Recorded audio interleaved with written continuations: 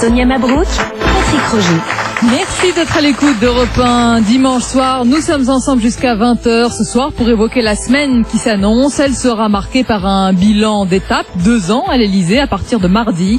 François Hollande entre dans la 3e année de son quinquennat et estime dans le journal du dimanche que le retournement économique tant attendu en France arrive. Et le président promet que cette nouvelle phase permettra une redistribution de pouvoir d'achat. L'opposition moque ce soir ce retournement annoncé. Alors, François Hollande refait-il le coup de la reprise économique ou alors y a-t-il des signes avant-coureurs lui permettant de faire cette déclaration? On en parle avec nos invités. Bruno Jeudi, bonsoir et bienvenue. Bonsoir. Rédacteur en chef au Journal du Dimanche. Avec nous également Guillaume Quéroux, bonsoir. Bonsoir. Vous êtes entrepreneur, président du Club des entrepreneurs. Et Joseph Touvenel, bonsoir. Bonsoir. Vice-président du syndicat CFTC. Alors messieurs, d'abord, avant d'évoquer l'aspect économique, Bruno Jeudi, on va parler de politique. Cette déclaration de François Hollande à votre journal, le JDD, le retournement économique arrive, c'est aussi une manière de ne pas faire le bilan, de se projeter sur l'après.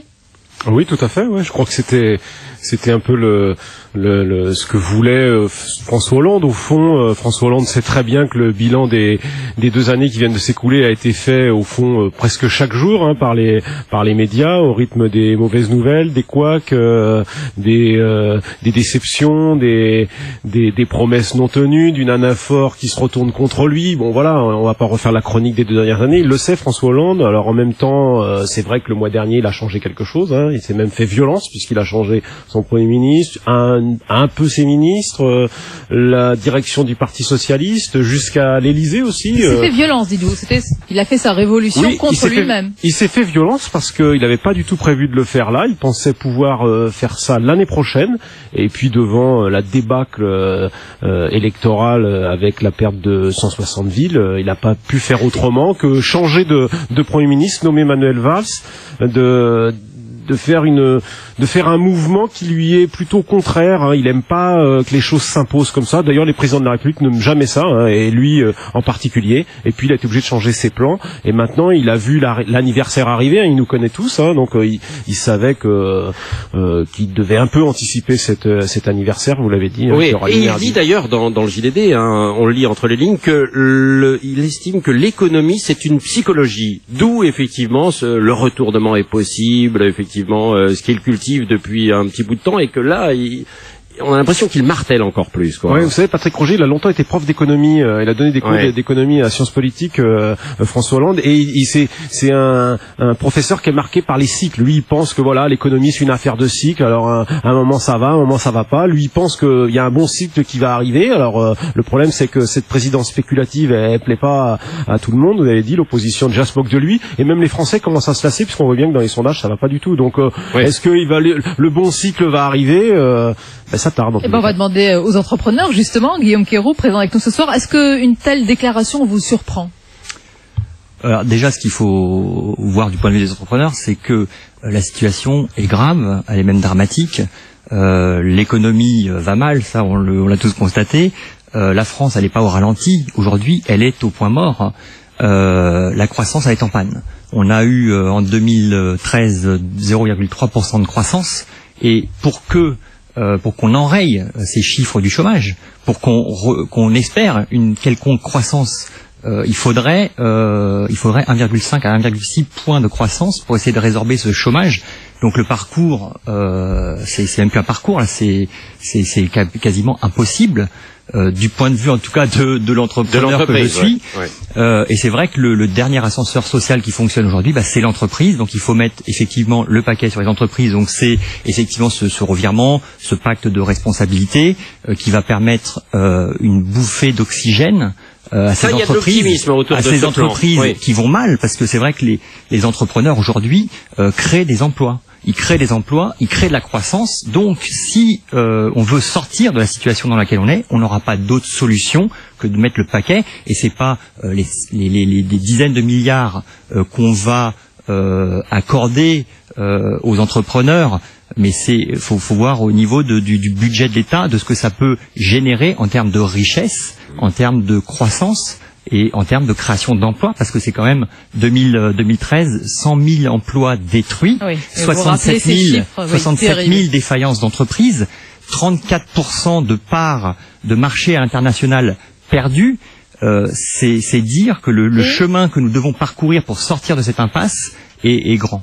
Et malgré donc ces chiffres têtus, donc le président annonce ce retournement économique. Joseph Touvenel, il annonce ce retournement et il parle de redistribution et de pouvoir d'achat. Ça, c'est quelque chose qui vous intéresse énormément parce que vous en parlez souvent. Est-ce que vous y croyez, cette redistribution? Vous imaginez une seconde un président de la République s'adressant aux Français en disant « Tout est fichu, on ferme la France, au revoir, à demain ». Ah bah De Gaulle le disait à quelques reprises, mais dans son entourage, quoi, uniquement. Voilà. Bon. Oui. Donc, le président de la République, il est dans son rôle. Et qu'est-ce qu'il nous dit? Il nous dit une reprise. On sait que de toute façon, l'économie, ce sont des cycles. Plus ou moins longs. Ça fait longtemps qu'on souffre avec un cycle négatif. Donc de toute façon, il a raison, ça va repartir.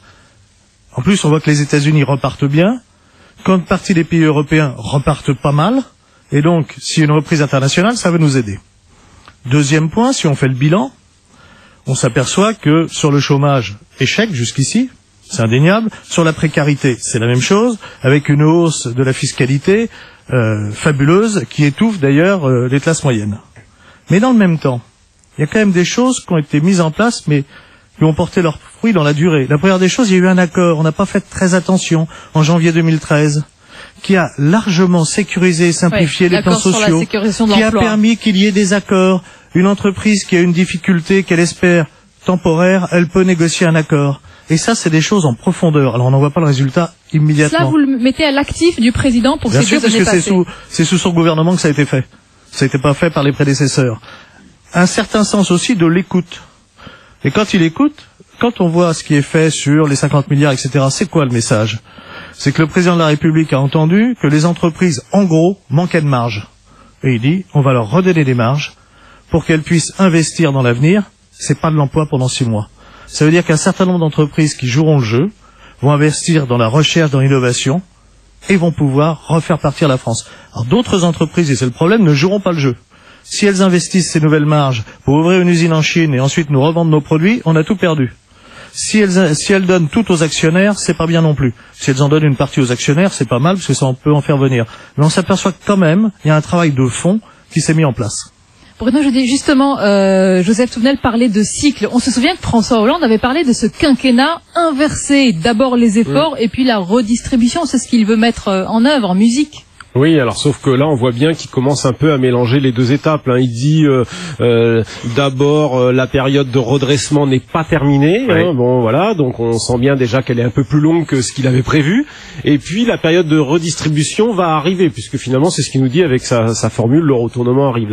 La redistribution. Alors ça c'est aussi un peu pour rassurer son aile gauche, dont on voit bien qu'elle râle et qu'elle commence un peu à arriver dans les brancards à l'Assemblée. Il y en a quand même 41 qui n'ont pas voulu voter le plan de stabilité. Donc il fait un peu de l'équilibriste, François Hollande. Là, il est au milieu du gué. Ça se passe très mal. Il est à un des pires moments de son quinquennat. C'est pas du tout certain qu'il puisse redresser la barre d'ici la fin. Et il attend. Alors, à mon avis, il fait quand même un calcul, un pari assez risqué, puisque on voit bien que, hormis le pacte de responsabilité, là, qu'il a mis sur la table, qu'il a du mal à faire adopter. Il nous en parle depuis le début de l'année. Là, on est presque déjà engagé dans le 5e mois de l'année. Il est toujours pas vraiment en place. Les entreprises s'impatientent, votre invité. Il a du mal à le mettre en place, on sent qu'il attend et les Français, eux, s'impatientent. C'est un peu ça le problème qu'il a, c'est qu'aujourd'hui, toutes les catégories de Français et surtout ces catégories d'électeurs, elles s'impatientent sur tous les plans. Il pense lui-même qu'il a perdu ces 2 années. Il le dit pas, il le dit pas, mais on sent bien que à travers certains de ses amis, il a perdu du temps. Il a surtout fait une première année catastrophique. Le premier été a été raté. Il a pris conscience assez tardivement qu'il aurait dû mettre en place les mécanismes qui sont en place aujourd'hui, c'est-à-dire le crédit impôt compétitivité, l'accord dont parlait monsieur, le pacte de responsabilité. Il aurait dû le mettre en place plus tôt. Vous savez, c'est le fameux rapport gallois qui avait été présenté. Il a perdu du temps, il l'avouera pas aujourd'hui, peut-être le fera-t-il dans une future campagne, mais on voit bien que ce président a eu du mal à se mettre dans la peau du président qu'il devait être et le temps perdu au départ se rattrape rarement. Oui, les entreprises étaient inquiètes. Depuis 2 ans, effectivement, on avait quand même cette déception, ce sentiment de grand flou, d'incertitude. Est-ce qu'aujourd'hui, à travers ces quelques signes donnés par François Hollande, Emmanuel Valls avec son plan d'économie, est-ce que vous voyez un peu plus clair? Vous aussi, ça revient un petit peu en fait l'optimisme? Disons que on a au moins une vie. C'est quelques signes donnés par François Hollande, Emmanuel Valls avec son plan d'économie. Est-ce que vous voyez un peu plus clair? Vous aussi, ça revient un petit peu en fait l'optimisme. Disons que on a au moins une vision de là où on veut aller. Ouais. On a au moins une vision déjà de là où on veut aller. Maintenant, comme je disais tout à l'heure, passer de 0,3% de croissance à 1,5% de croissance. Le chemin me paraît mais c'est à vous les entreprises compliqué. Maintenant s'il y a effectivement des moyens et quelques marges. Ce que je constate, sur une ce qu'on croissance constate, voilà. 1,7 en 2015. Mais c'est que depuis 30 ans, finalement, on a un problème avec la valeur travail, finalement. C'est-à-dire qu'on travaille de moins en moins depuis 30 ans.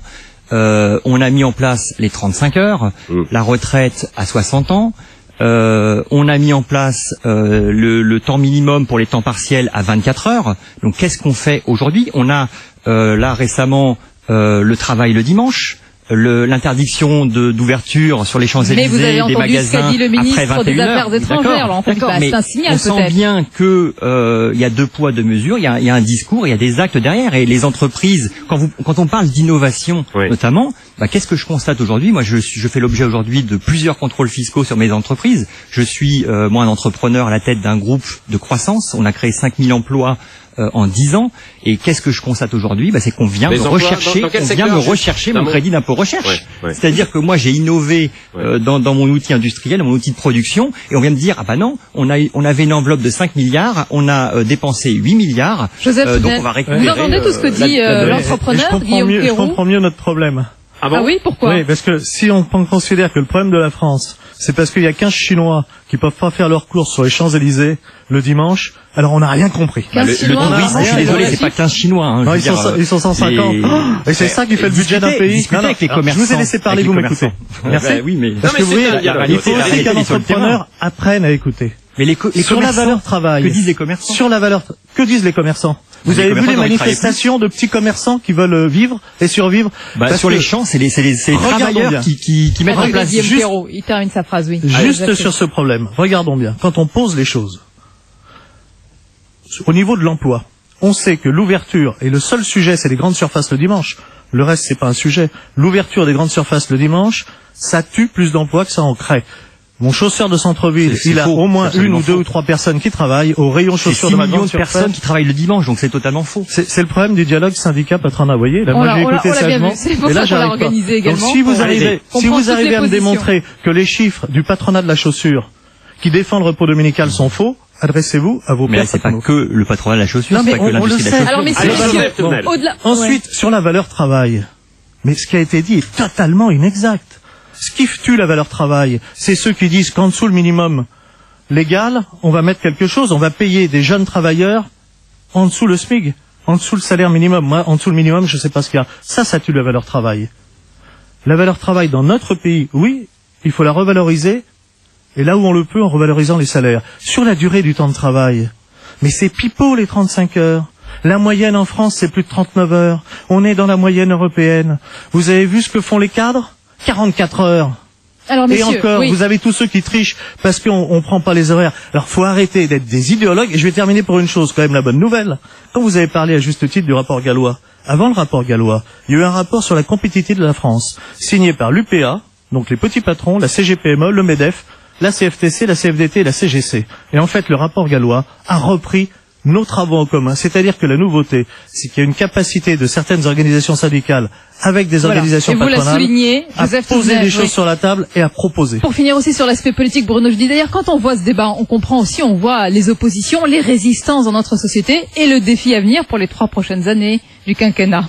Oui, effectivement, vous disiez les 3 prochaines années, et c'est vrai que le dialogue social en est un, encore que c'est peut-être un des éléments qui a un peu fonctionné depuis le début de ce quinquennat. On voit aujourd'hui que le défi de François Hollande, qui s'en est remis un peu à Manuel Valls, c'est de trouver un équilibre déjà dans sa majorité, de faire accepter, alors on va pas employer trop de mots politiques, mais c'est vrai, de faire accepter cette modération à gauche, faire accepter la culture de l'entreprise, la compétitivité, ce que disait monsieur, et on voit bien qu'à gauche c'est quand même difficile. C'est le pari de François Hollande pour essayer d'amener la France dans les meilleures dispositions, si jamais la croissance passe par chez nous, parce que ce qui n'est pas certain, c'est que la croissance peut aussi s'arrêter aux frontières de la France. Il y a des rapports qui sont un peu optimistes. On va terminer, on est dimanche, sur une note optimiste. C'est vrai qu'ils ont révisé à la hausse la croissance, 1,7 pour 2015, 2,25 2016-2017, ce qui serait le nirvana pour mon voisin. Mais c'est pas du tout certain. L'économie, c'est affaire de prévision.